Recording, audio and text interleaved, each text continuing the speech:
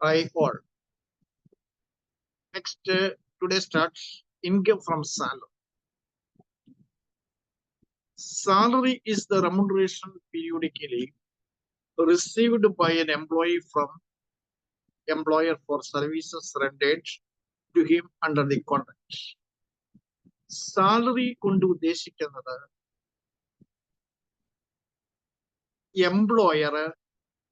എംപ്ലോയിക്ക് തന്റെ സേവനം നിർവഹിച്ചതിന് കൊടുക്കുന്ന പ്രതിഫലമാണ് സാലറി കൊണ്ട് ഉദ്ദേശിക്കുന്നത്.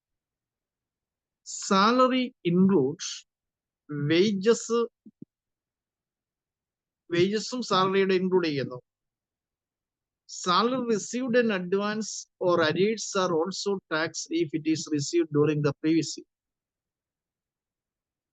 സാലറി ചിലപ്പോ അഡ്വാൻസ് കൊടുക്കാം, ചിലപ്പോൾ അരിയേഴ്സ് ഉണ്ടെങ്കിൽ അത് കൊടുക്കാം. ഇങ്ങനെ കൊടുക്കുന്നതെല്ലാം സാലറിയിൽ പെടുന്നതാണ്.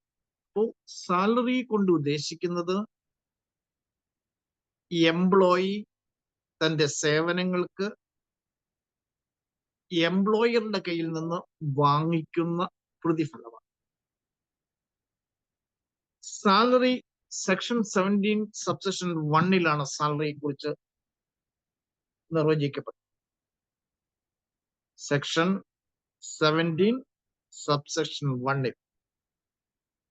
സാലറിയിൽ ഇൻക്ലൂഡ് ചെയ്യുന്നത് wages, pension, gratuity, encashment in fees and commission, advance, arrears of salary, provident fund, ഇങ്ങനെ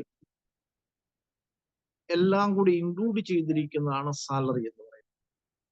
അപ്പൊ salary income tax act 1961 section 17 subsection 1 സാലറിയെ കുറിച്ച് പറയുന്നത്.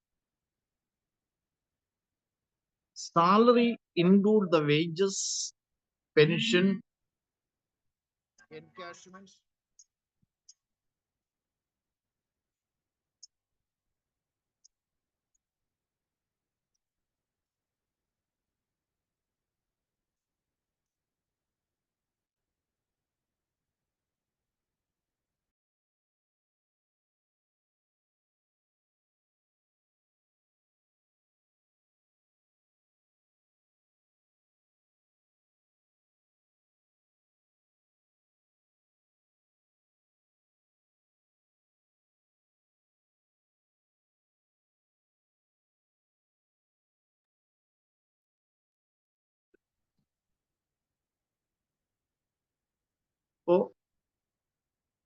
Salary is the remuneration. Salary എന്ന് പറയുന്നത് remuneration periodically received by an employee from the employer. അപ്പോൾ എംപ്ലോയിക്ക് തന്റെ സേവനങ്ങൾ നിർവഹിക്കുന്നതിന് പകരമായി കൊടുക്കുന്ന പ്രതിഫലം.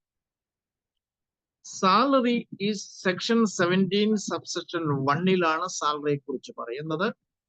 ഈ സാലറിയിൽ ഇൻക്ലൂഡ് ചെയ്യുന്നത് wages, pension, gratuity, encashment, commission, bonus, advance, arrears of salary, provident fund, ഇതെല്ലാം സാലറിയിൽ ഇൻക്ലൂഡ് ചെയ്യും.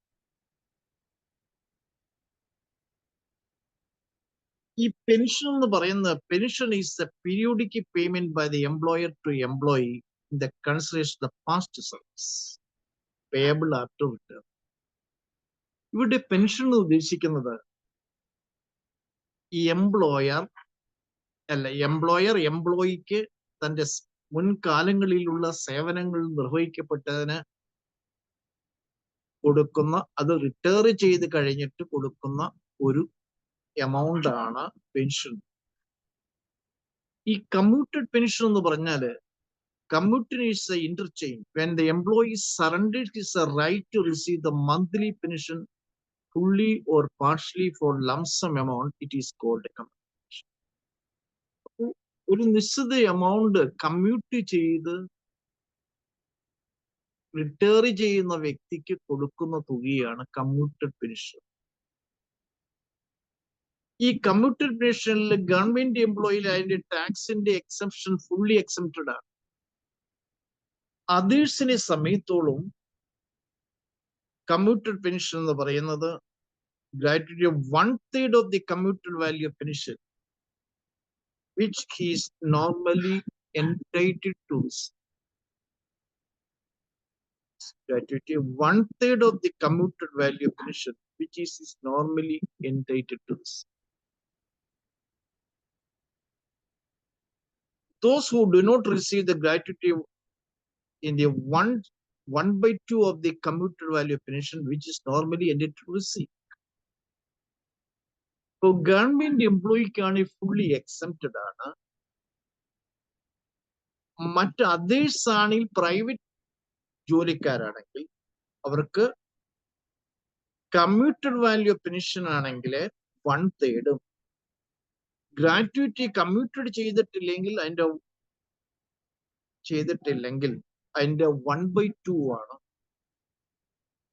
റിസീവ് ചെയ്യുന്നതെങ്കിൽ മാത്രമേ അവർക്കാണ് അത് ആ കമ്മ്യൂട്ടഡ് വാല്യൂ ഓഫ് പെൻഷനിൽ അവർക്ക് എക്സംപ്ഷൻസ് വരും.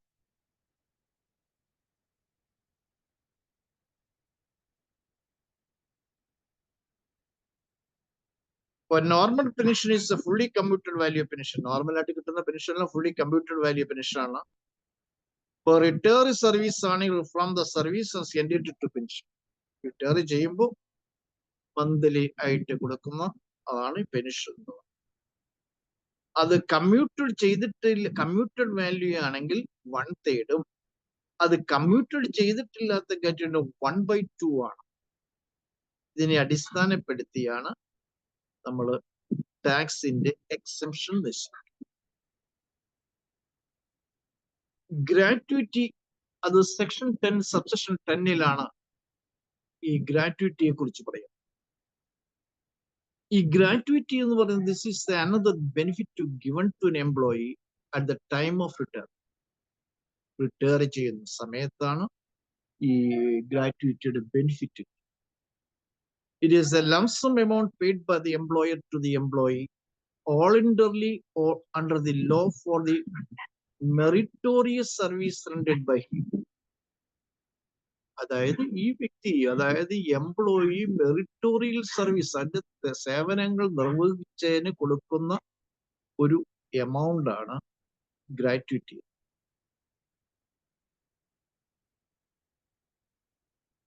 അപ്പോൾ gratuity received during the service is fully taxable. Government എംപ്ലോയിയോ സെമി ഗവൺമെന്റ് എംപ്ലോയി ആണെങ്കിൽ ഇത് fully exempted. For other employees ആണെങ്കിൽ ഗ്രാറ്റുവിറ്റീസ് ആക്ട് 1972 പ്രകാരമാണ് എങ്കിൽ least of the following is except. അതായത് first one actual amount received, second one notified amount of rupees 20 lakh, next one 15 days of average wages of every one complete year of services, and part there is an excess of 6 months. ഇവിടെ ഈ gratuity സമയത്തുള്ള government employee semi government employee ആണെങ്കിൽ fully exempted ആണ്. Other employees ആണെങ്കിൽ അതിൽ least of the following ആയിട്ട് കണക്ക് നമ്മൾ കാണുന്നത്.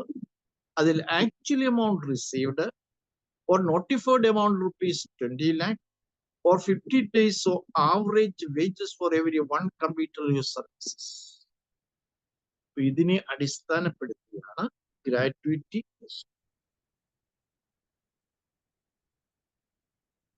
ഇനി അത് ഗ്രാറ്റുവിറ്റീസ് ആക്ട് 1972 പ്രകാരം. ഇനി ഗ്രാറ്റുവിറ്റീസ് ആക്ട് 1972 അല്ലാതെയാണെങ്കിൽ അവിടെയും least of the following is excepted. ഇവിടെ നമ്മൾ നോക്കേണ്ടത് actually amount received or notified amount rupees 10 lakh or how much average salary of every one complete year of services. ഇവിടെ actual amount received or notified amount rupees 10 lakh or how much average salary of every one complete year of services. ഇത് least of the following ഏതാണോ അതായിരിക്കും. ആ list of the following is except അതായിരിക്കും except.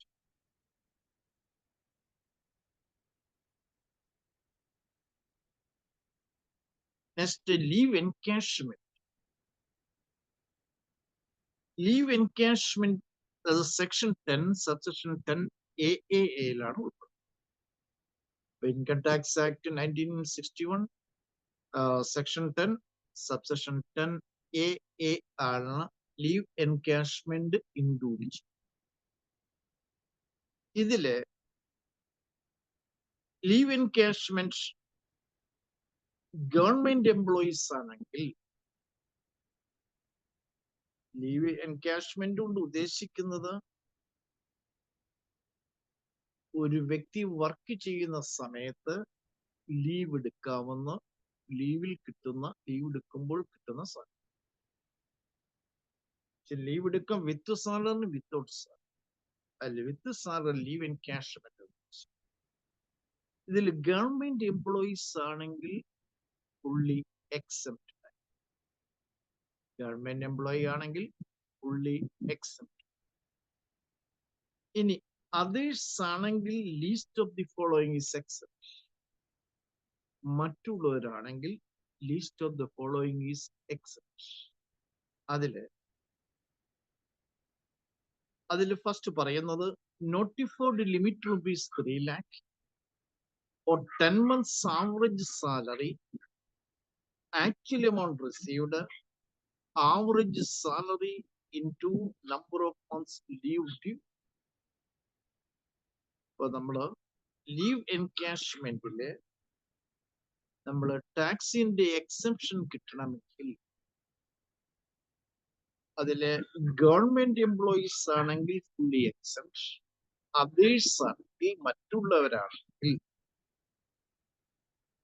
Least of the following is except. അതില് first one notified limit rupees 3 lakh or 10 months average salary, 10 months average salary or actual amount received or average salary into number of months duty. ഇതിൽ least ഏറ്റവും കുറവ് കിട്ടുന്ന ഏത് amount ആണോ അതിന് ടാക്സിന്ന് exception.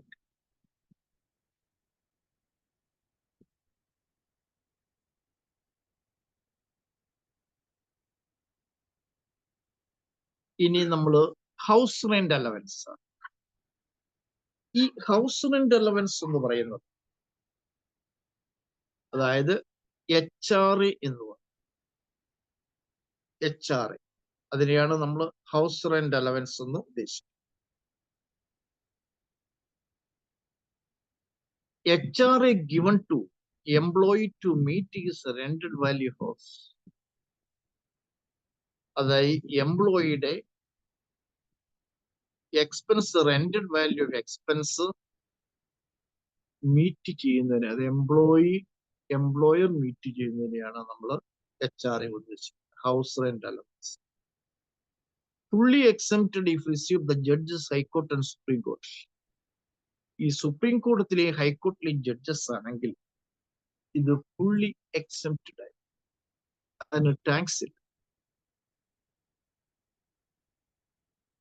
fully tax the employee who is living in his own house. അതായത് employee വസിക്കുന്നത് അല്ലെങ്കിൽ റെന്റിന് എടുത്തിരിക്കുന്നത് സ്വന്തം നാട്ടിലാണെങ്കിൽ അല്ലെങ്കിൽ സ്വന്തം വീട്ടിലാണ്, വീട് തൊട്ടടുത്താണെങ്കിൽ, വർക്ക് ചെയ്യുന്നതിന് തൊട്ടടുത്താണെങ്കിൽ അത് ഫുള്ളി ടാക്സ്. ഇനി exempted at least of the following, അതിൽ ചില കണ്ടീഷൻസ്. ഇപ്പോ ഹൈക്കോടതി ജഡ്ജസും സുപ്രീം കോടതി ജഡ്ജസിനും HRA house rent allowance fully exempted ആയി. ഇനി ഈ എംപ്ലോയി വസിക്കുന്നത് സ്വന്തം, അതായത് ഈ വർക്ക് ചെയ്യുന്നതിന് തൊട്ടടുത്തുള്ള ദിവസം അല്ലെങ്കിൽ ആ ടൗണിൽ തന്നെയാണെങ്കിൽ അവിടെ ഫുള്ളി ടാക്സ്. ഇനി എംപ്ലോയി റെന്റഡ് ഹൗസിലാണ് വസിക്കുന്നതെങ്കിൽ അവിടെ ചില കണ്ടീഷൻസ് ഉണ്ട്. അതിൽ first one, actual HRA receive. എത്രയാണ് HRA റിസീവ് ചെയ്യുന്നത്? സെക്കൻഡ്, റെന്റ് 10%, അതായത് rent paid -10% of salary. Rent paid ചെയ്യുന്ന 10% ഓഫ് സാലറി കുറയ്ക്കുന്ന തുക. നെക്സ്റ്റ്, 40% ഓഫ് സാലറി ഓർഡിനറി ടൗൺസിലും, കൽക്കട്ട, ബോംബെ, ഡൽഹി, ചെന്നൈ ആണെങ്കിൽ 50%-ഉം 50%-ഉമാണ് സാലറിയുടെ 50%.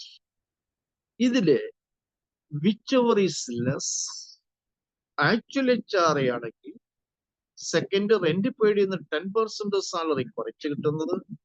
Next, 40% salary increase ordinary town, അത് 50% സാലറി ഇൻ ബോംബെ, കൽക്കട്ട, ഡൽഹി, ചെന്നൈ ഇങ്ങനെയുള്ള സ്ഥലം.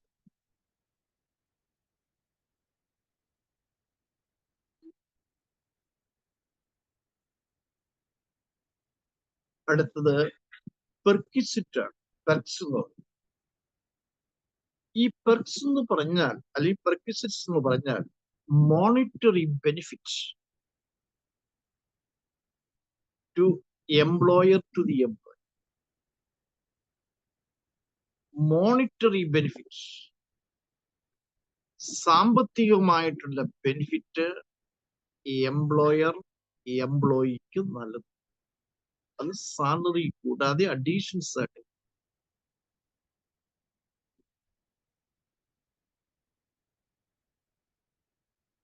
ഈ പെർക്വിസിറ്റിനെ സമയത്തോളം അതിനെ പല ക്ലാസിഫൈ ചെയ്യാം, പലതായിട്ട് ക്ലാസിഫൈ ചെയ്യാം.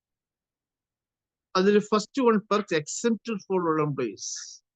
ഈ perks excepted for all employees. ചില പെർക്വിസിറ്റ് സമയത്തോളം എല്ലാ എംപ്ലോയിക്കും ഫുള്ളി എക്സെപ്റ്റഡ് ആയി. Second, perks taxed for all employees. Perks taxed for all employees, എല്ലാ എംപ്ലോയീസിനും ടാക്സ്ഡ് ആയിട്ട്. Third, perks tax only specified employees. Specified എംപ്ലോയിക്കും ടാക്സ്. ചിലത് perks excepted for employees but taxable for employer under fringe benefits. അതായത് അപ്പോൾ നമ്മൾ ഈ പെർക്സിന്റെ പെർക്വിസിറ്റിനെ നമുക്ക് പലതായിട്ട് ക്ലാസിഫൈ ചെയ്യാൻ പറ്റും. ഒന്ന്, perquisite fully excepted for all employees. Second, perks taxed for all employees. Perks tax ചെയ്യുന്നത് എല്ലാ എംപ്ലോയിക്കും. Third, perks tax only for specified employee. Next, perks excepted for all employees but taxable employee. ഇങ്ങനെ പലതായിട്ട് തന്നെ തിരിക്കാം. ഈ പെർക്സ് എക്സെപ്റ്റഡ് ഫോർ ഓൾ എംപ്ലോയീസിനെ സംബന്ധിച്ച്, എക്സെപ്റ്റഡ് ഫോർ ഓൾ എംപ്ലോയീസ്, അതായത് എല്ലാ എംപ്ലോയിക്കും എക്സംപ്റ്റഡ് കൊടുക്കപ്പെടും. അതിൽ first one, the treatment is taken in government hospital. ഒരു ഗവൺമെന്റ് ഹോസ്പിറ്റലാണ് ട്രീറ്റ്മെന്റ് നടത്തുന്നതെങ്കിൽ ആ വ്യക്തിക്ക് സുഖമില്ലാതെ അല്ലെങ്കിൽ രോഗം വന്നപ്പോ അതിന്റെ ട്രീറ്റ്മെന്റ് നടത്തുന്ന ഗവൺമെന്റ് ഹോസ്പിറ്റലാണെങ്കിൽ എല്ലാ എംപ്ലോയിക്കും ഫുള്ളി എക്സെപ്റ്റഡ് ആയി. Second, if the treatment taken in the hospital maintained by the employer, treatment taken in the hospital maintained by the employer, hospital maintain ചെയ്യുന്ന എംപ്ലോയർ ആണെങ്കിൽ അവിടെയും fully excepted. Next, if the employer pays the medical insurance premium, employer medical insurance premium എടുത്തിട്ടുണ്ടെങ്കിൽ fully excepted. Next, employer pays the health insurance premium, section 80D പ്രകാരം health insurance അവിടെ fully excepted. ഇവിടെ fully excepted ആയിട്ടുള്ള കാര്യം, അതായത് ഈ all employees is fully excepted. അതിൽ first എന്ന് പറയുന്നത് ഗവൺമെന്റ് ഹോസ്പിറ്റലാണ് ഈ എംപ്ലോയി ചികിത്സിക്കുന്നതെങ്കിൽ അല്ലെങ്കിൽ രോഗത്തിന് ട്രീറ്റ് ചെയ്യുന്നത്, അവിടെ ഫുള്ളി എക്സെപ്റ്റ്. ഇനി എംപ്ലോയർ മെയിൻറ്റെയിൻ ചെയ്യുന്ന ഹോസ്പിറ്റലാണ് ഈ എംപ്ലോയി ട്രീറ്റ് ചെയ്യുന്നതെങ്കിൽ അവിടെയും ഫുള്ളി എക്സെപ്റ്റ്. ഇനി മെഡിക്കൽ ഇൻഷുറൻസ് പ്രീമിയം ഈ എംപ്ലോയർ എടുത്തിട്ടുണ്ടെങ്കിൽ എംപ്ലോയിക്കും ഫുള്ളി എക്സെപ്റ്റ്. ഇനി എംപ്ലോയർ ഹെൽത്ത് ഇൻഷുറൻസ് പ്രകാരമാണ് ഹെൽത്ത് ഇൻഷുറൻസ് ആണ് എടുത്തിരിക്കുന്നതെങ്കിൽ അവിടെയും എല്ലാ എംപ്ലോയീസിനും ഫുള്ളി എക്സെപ്റ്റ്. കൂടാതെ in the treatment taken outside India, excepted to foreign exchange or RBI expense, അതായത് ഔട്ട്സൈഡ് ഇന്ത്യയിലാണെങ്കിൽ അത് foreign exchange allowed four RBI ആണെങ്കിൽ ഇവിടെ ട്രാവൽസ് ആർ ഫുള്ളി എക്സെപ്റ്റഡ്. അത് ട്രാവൽസ് യാത്ര ചെയ്യുന്ന പുറത്തുള്ള രാജ്യത്താണെങ്കിൽ അവിടെയാണ് ട്രീറ്റ് ചെയ്യുന്നത്. അവിടെ 2 lakh വരെ ഫുള്ളി എക്സെപ്റ്റഡ്. ഇനി ഫ്രീ റിഫ്രഷ്മെന്റ് സപ്ലൈ, റിഫ്രഷ്മെന്റ് ഒക്കെ fully excepted. Free meals excepted to 50 rupees 50 per meal. Free recreation facility അതും fully excepted. Free education up to 1,000 per month per child if it is education institution owned by the employer.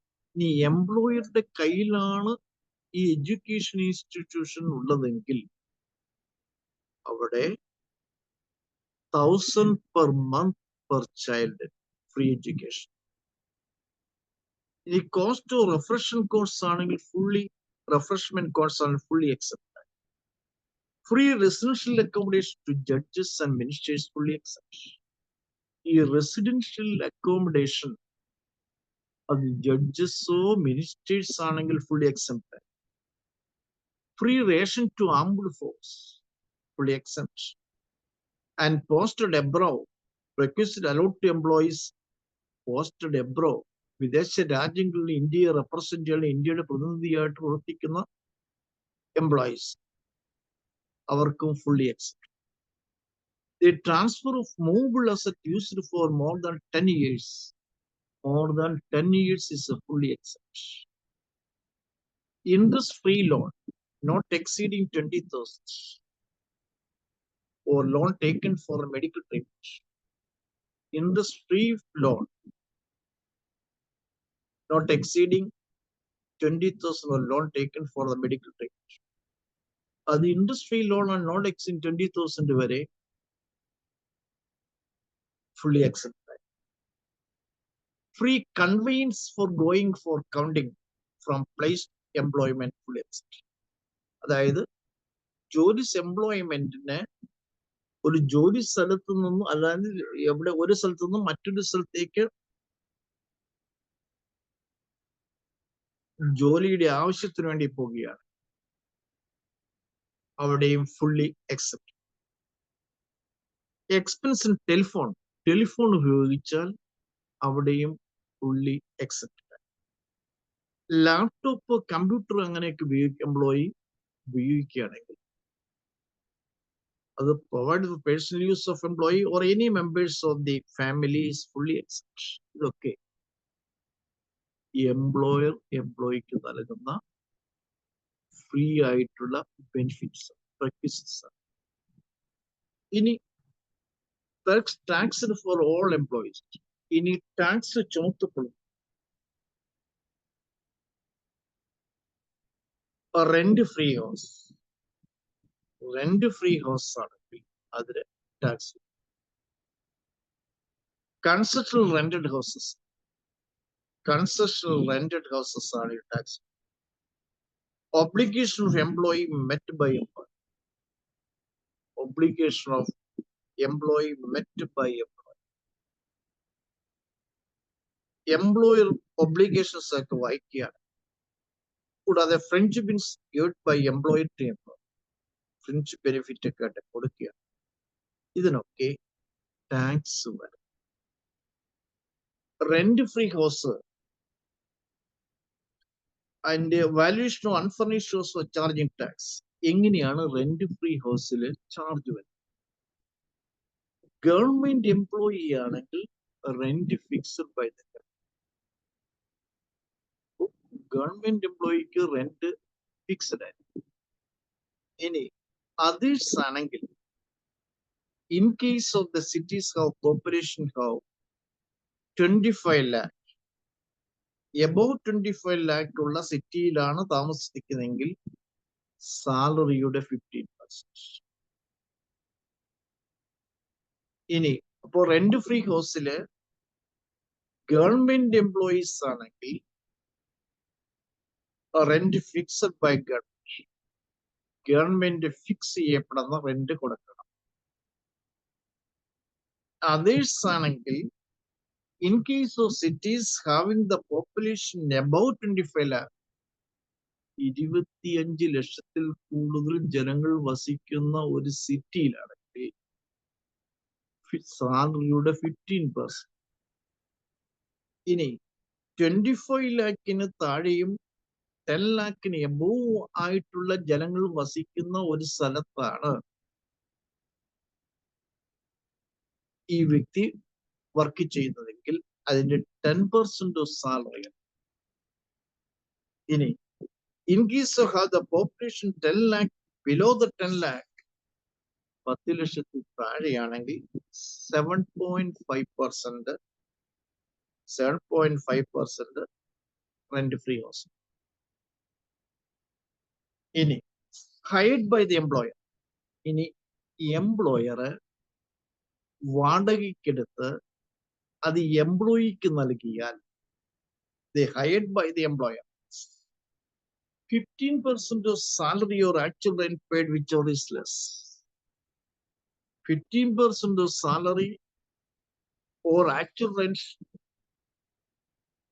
paid, whichever is less. 15 സാലറിയുടെ 15% or actual rent ആണോ, അതിൽ whichever is less, ഏതാണ് കുറവ്, ആ കുറവുള്ള തുക tax ആയിട്ടാണ്. ഇനി hotel accommodation connection with transport. Hotel accommodation for more than 15 days, 24% of salary or actual and whichever is less. അതായത് 15 days 24% of salary or actual and whichever is less. 24% of salary or actual and whichever is less. അതായത് സാലറിയുടെ 25% more than 15 ഡേയ്സിൽ ഹോട്ടലിൽ താമസിക്കാതിരിക്കും. അപ്പോൾ സാലറിയുടെ 25% or actual rent and whichever is less tax. അതിൽ ഏതാണ് കുറവ് അത് tax. Any valuation of furnished house for charging tax. The furniture is owned by the employer. Until ഈ ഫർണിച്ചറൊക്കെ എംപ്ലോയറുടെ ആണെങ്കിൽ നിലവിലുള്ള റെന്റിന്റെ ടാക്സ് അടയ്ക്കേണ്ടതോടുകൂടി അതിനോടുകൂടി 10% of cost of the furniture or value of the house അതിനോട് കൂടി അടയ്ക്കണം. അതായത് എംപ്ലോയർ ഹയർ എടുത്തിരിക്കുന്ന ഫർണിച്ചറോ മറ്റുള്ള വസ്തുവകളോ അല്ലെങ്കിൽ മറ്റുള്ള അസറ്റുകളോ എംപ്ലോയിക്ക് കൊടുക്കുകയാണെങ്കിൽ ആ നിലവിലുള്ള ടാക്സിന്റെ കൂടെ ഇതിന്റെ 10% കൂടി അടയ്ക്കും. 10% കൂടി അടയ്ക്കും. അതായത് എംപ്ലോയർ ഹയേർഡായിട്ട് എടുത്തിരിക്കുന്ന പ്രോപ്പർട്ടിയുടെ 10%. ഇനി concessional rented houses. Here the employer deduct the amount from the employee for the free house. In such a case, they calculate the value of rent-free house as per above rules and deduct the rent paid by the employee, which is the value rent-free. So, ചില വീടുകൾ ചില employer free ആയിട്ടാണ് കൊടുത്തത് താമസിക്കുന്നത്. അങ്ങനെ free ആയിട്ട് കൊടുത്തിരിക്കുന്ന വീടാണെങ്കിൽ, താമസ സ്ഥലമാണെങ്കിൽ അവിടെ കൺസെഷൻ റെന്റ് ആണ് അവിടെ നൽകുന്നതെങ്കിൽ റെന്റ് പേടിന്ന് എത്ര റെന്റ് അടിച്ചിരിക്കുന്നു ആ റെന്റ് കുറച്ചിട്ടുള്ള തുക ടാക്സ് ആയിട്ട് വരും.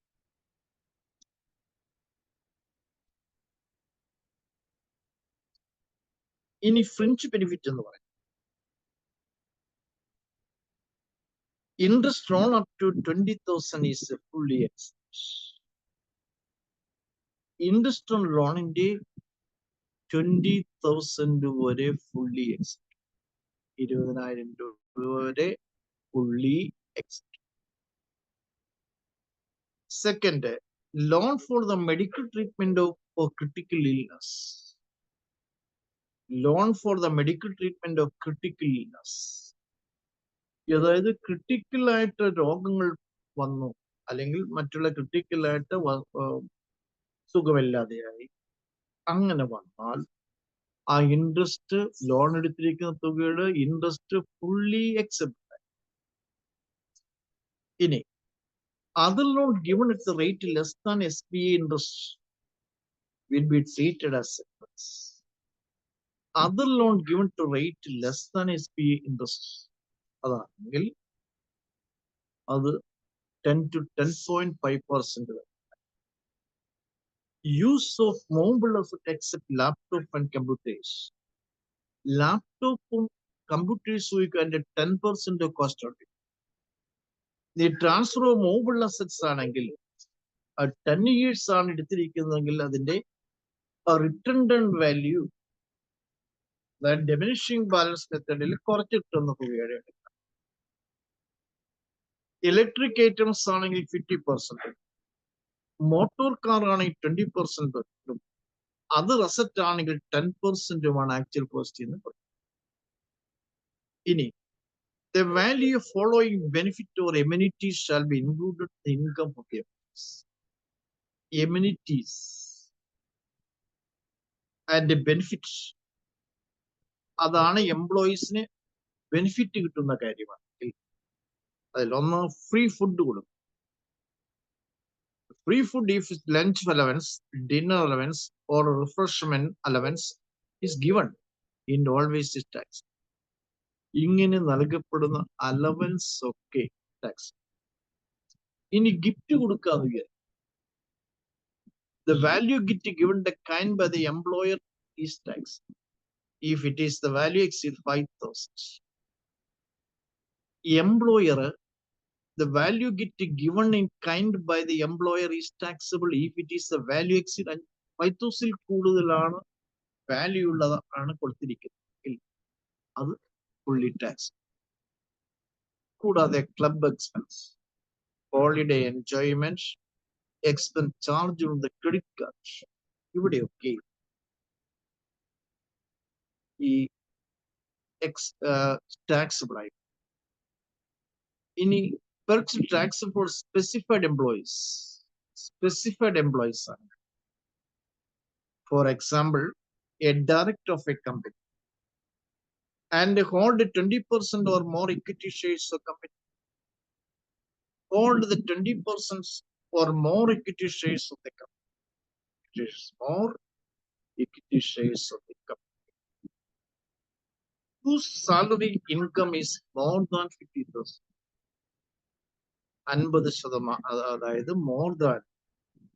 Hold 20% more equity shares of the company. 20% കൂടുതൽ ഹോൾഡ് ഉണ്ടെങ്കിൽ. ഇനി whose salary income is more than 50,000 കൂടുതൽ സാലറി ഉണ്ടെങ്കിൽ ഇവിടെയൊക്കെ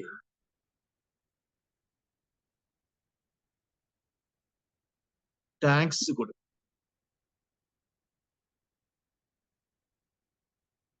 Perks tax for specified employees. Specified employees free gas കൊടുക്കാം, ലൈറ്റ് ആൻഡ് വാട്ടർ. ഇങ്ങനെ വരികയാണെങ്കിൽ actual cost in case the connection is the name of the employee and the employer pays the employeeക്ക് വേണ്ട bill employer കൊടുക്കുക. The actual cost of such benefit is അതിന്റെ benefit എത്രയാണോ ആ കൊടുക്കുന്നത് അത് ടാക്സ്. ഫ്രീ സെർവന്റിന് നൽകിയ in case of the employee or employees servant but the salary is paid by the employee.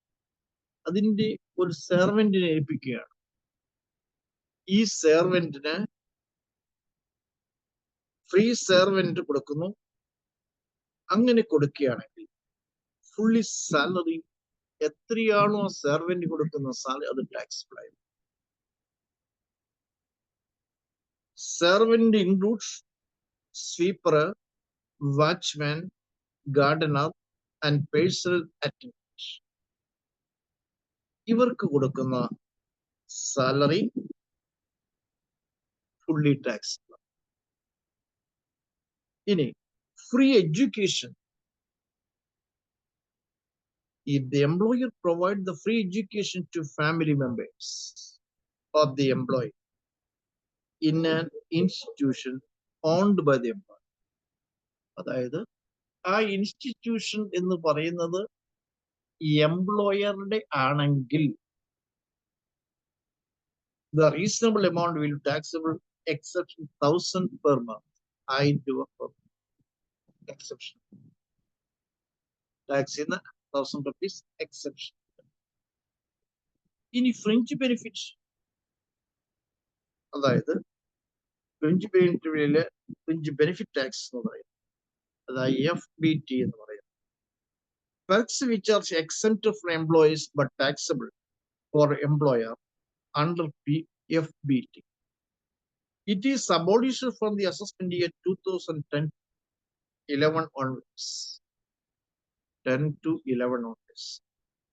Thus, from the assessment year 2010-11 onwards, these perquisites are taxable in the hands of the employees.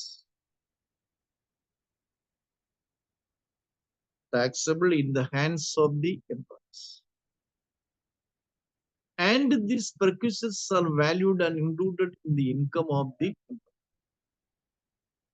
ഇനി കാറിനെ കുറിച്ച്, car provide ചെയ്യും. First, the car is used exclusively for official purpose.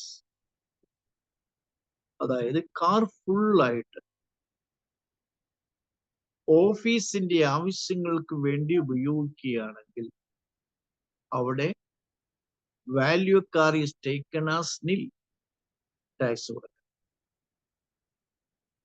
ഇനി car is used exclusively for the private purpose for employee, value of the car. ഇനി അപ്പോ car ഓഫീസിന്റെ ആവശ്യങ്ങൾക്ക് വേണ്ടിയാണ് വിനിയോഗിക്കുന്നതെങ്കിൽ അത് ഫുള്ളി ടാക്സ് എംപ്ലോയി കൊടുക്കുന്നത്. ഇനി car is used exclusively for private purpose of employee. Value of the car. Adile first one, actual amount of expenditure incurred on running and maintenance of the car. അതായത് ഈ car ഓടുന്നതിനും അതിന്റെ running maintenance expense ഒക്കെ ആ maintenance expense എത്രയാണോ അത് കുറച്ചിട്ടുള്ളതോ tax. Next, remuneration paid to the chauffeur. Chauffeur എന്ന് വെച്ചാൽ ഡ്രൈവർ. ഈ ഡ്രൈവർക്ക് കൊടുക്കുന്ന സാലറി അല്ലെങ്കിൽ റെമ്യൂണറേഷൻ. കൂടാതെ depreciation 10% of actual cost of car. കാറിന്റെ ഡിപ്രീസിയേഷൻ 10%. അപ്പോ first, the car is used exclusively for official purpose. Value of the car is taken is nil. Value of car taken is nil now. Ini remuneration alla. Second, car is used exclusively for the private purpose. For employee.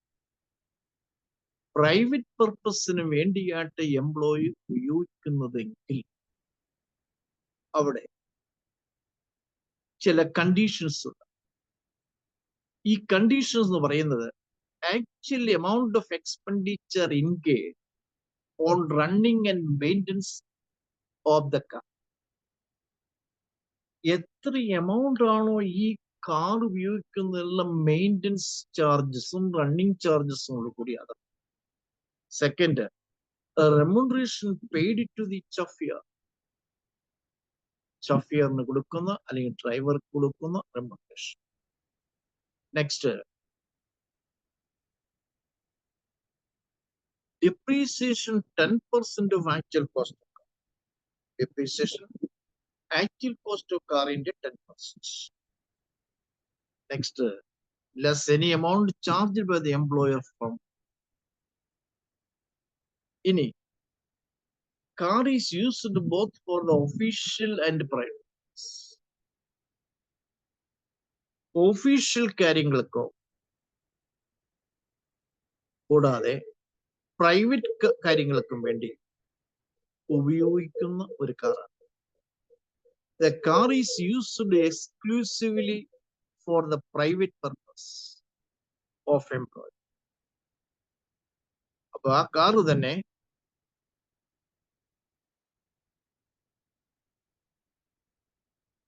Used for both for official and private purpose. ഈ private പർപ്പസിനോ office യൂസിനോ വേണ്ടി ഉപയോഗിക്കുന്ന കാറാണ്. ഇവിടെ അതിൽ small car ആണെങ്കിൽ, അതായത് small car ഉദ്ദേശിക്കുന്നത് below 1.6 liters, അതിൽ 1800 പെർ മന്ത്, ഒരു മാസം 1800 രൂപ അനുവദിക്കും എക്സംഷൻ ആയി. ഇനി ലാർജ് കാർ ആണെങ്കിൽ, അത് ലാർജ് കാർ ദാറ്റ് മീൻസ് 1.6 ലിറ്ററിന് മുകളിലാണെങ്കിൽ 2400 പെർ മന്ത്. അപ്പോ ചെറിയ കാർ ആണെങ്കിൽ 1800, ലാർജ് സൈസ് ഓഫ് കാർ ആണെങ്കിൽ 2400 ആയിരിക്കും അതിന്റെ റേറ്റ്. കൂടാതെ ചഫിയറിന് 900 പെർ മന്ത് കൊടുക്കുകയും ചെയ്യും. ചഫിയർ എന്ന് വെച്ചാൽ ഡ്രൈവർ. അത് വലിയ കാറായാലും ചെറിയ കാറായാലും 900 പെർ മന്ത് ആണ്. ഇനി if the maintenance and running expenses are met by the employee, ഇനി കാറിന് വരുന്ന എക്സ്പെൻസും മെയിൻ്റെനൻസ് ചാർജസ് അങ്ങനെ വരുന്നുണ്ടെങ്കിൽ അത് മെറ്റ് ചെയ്യപ്പെടുന്നത് എംപ്ലോയി ആണെങ്കിൽ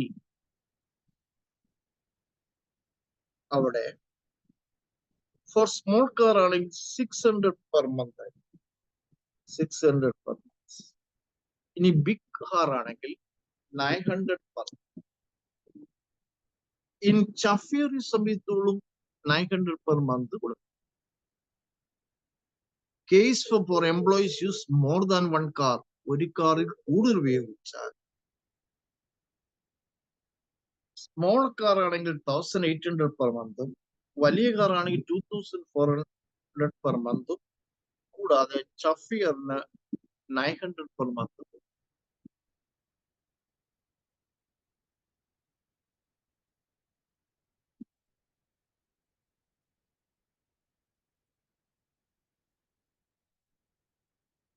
ഇനി പ്രൊവിഡന്റ് ഫണ്ട്.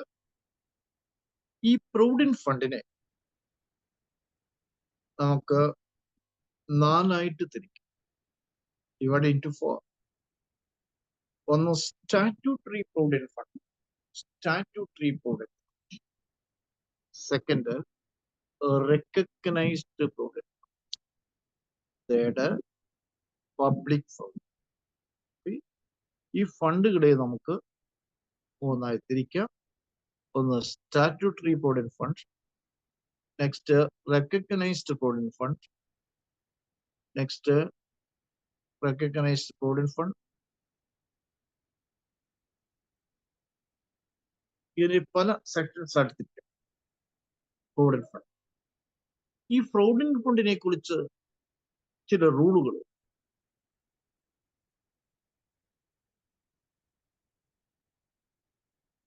അതിൽ റെക്കഗ്നൈസ്ഡ് പ്രൊവിഡന്റ് ഫണ്ട് അവിടെ taxable in excess of 12% sir. Excess of 12% sir.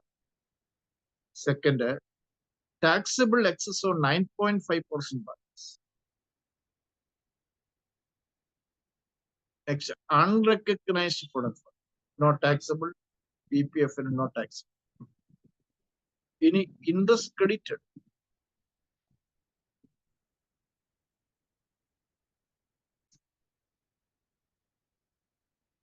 Interest credited. The taxable in excess of 9.5% balance, no tax. Taxable employees a contribution and interest. ഇവിടെ നമുക്ക് ഈ provident ഫണ്ടിന് എടുക്കാൻ. ഈ provident ഫണ്ടില് അതിനെ നമുക്ക് മൂന്നാലായി തിരിക്കാം. Statutory provident fund, SPF. Next RPF, recognised provident fund. അടുത്തത് unrecognised provident fund, URPF. Next PPF.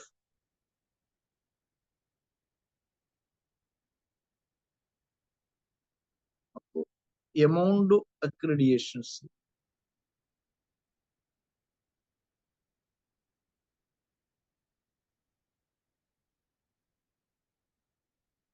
അപ്പൊ ഇവിടെ ടാക്സിന്റെ ഇംപ്ലിക്കേഷൻസ് പ്രൊവിഡന്റ് ഫണ്ടിൽ അതിന് നമുക്ക് പലതായിട്ട് തിരിക്കാം. ഒന്ന് സ്റ്റാറ്റ്യൂട്ടറി പ്രൊവിഡന്റ് ഫണ്ടും, ഒന്ന് റെക്കഗ്നൈസ്ഡ് പ്രൊവിഡന്റ് ഫണ്ടും, ഒന്ന് unrecognised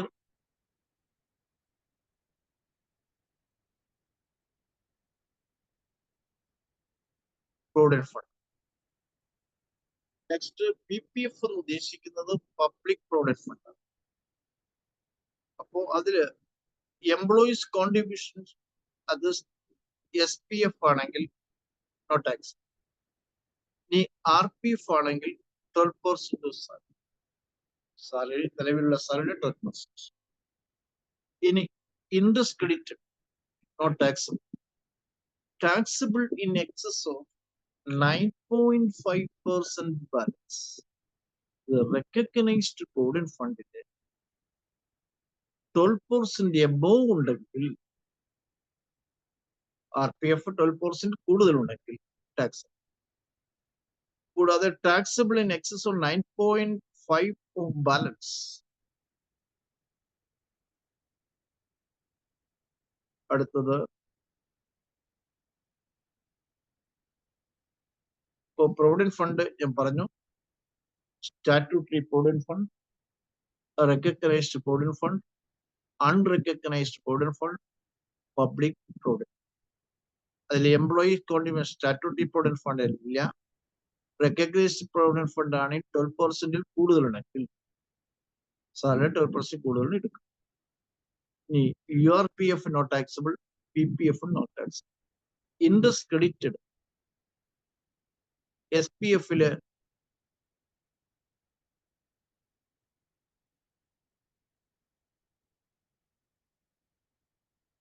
not taxable.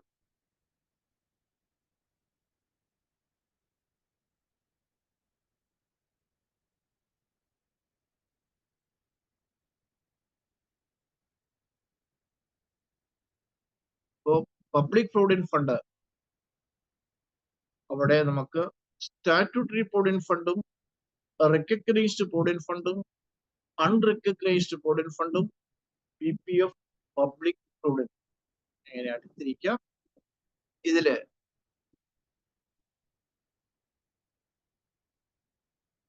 Employees contribution RPF ആണ് 12% സാലറി 12% കൂടുതലുണ്ടെങ്കിൽ 12% വരെ എക്സംപ്ഷൻ ആയി. ഇനി ലംസം റെസിപ്റ്റ് ആണെങ്കിൽ നോട്ട് ടാക്സബിൾ.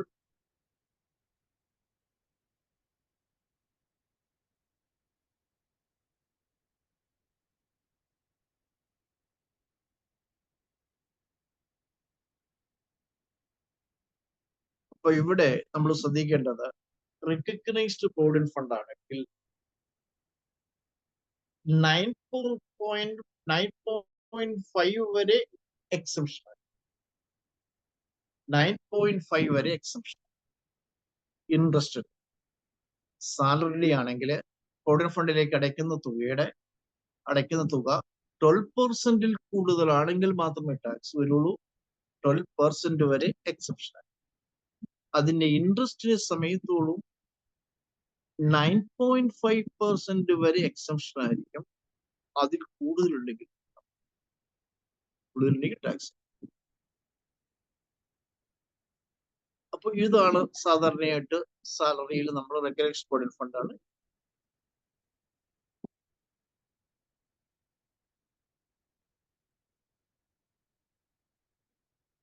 ഇനി റിട്രീച്ച്മെന്റ് കോമ്പൻസേഷൻ ഉണ്ട്. Section 10 subsection 10B.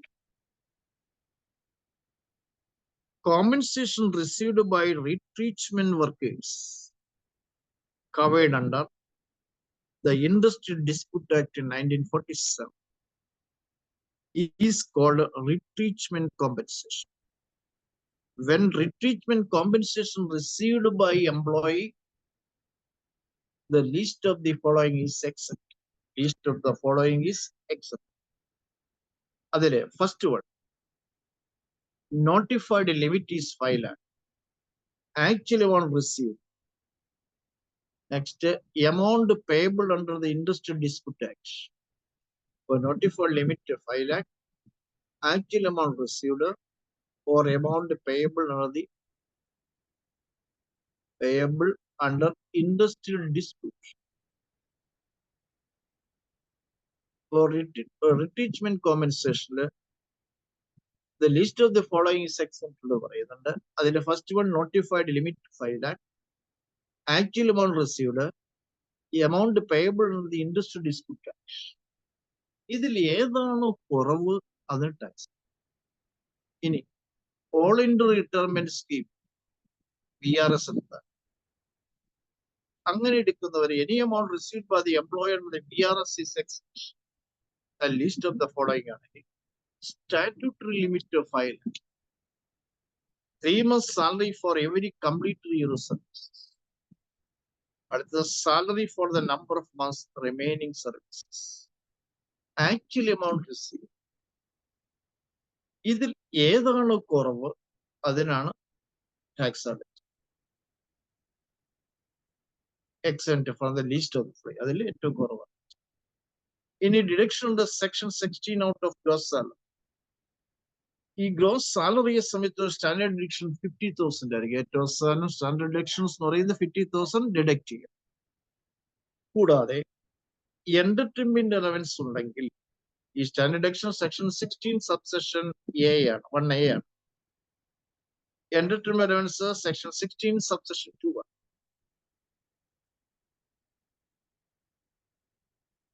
In case of government employees, government employee ആണെങ്കിൽ statutory limit 5,000. 1/5 of basic salary actual amount is.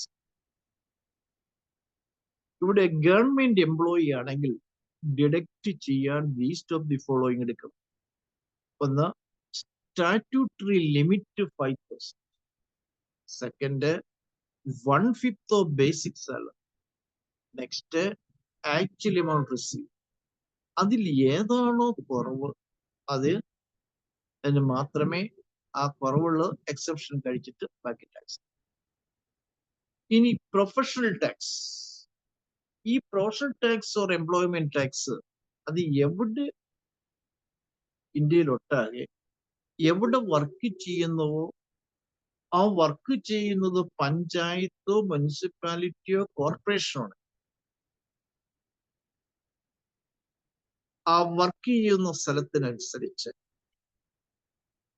ഒരു tax, ഈ ടാക്സിനെയാണ് എംപ്ലോയ്മെന്റ് ടാക്സ്.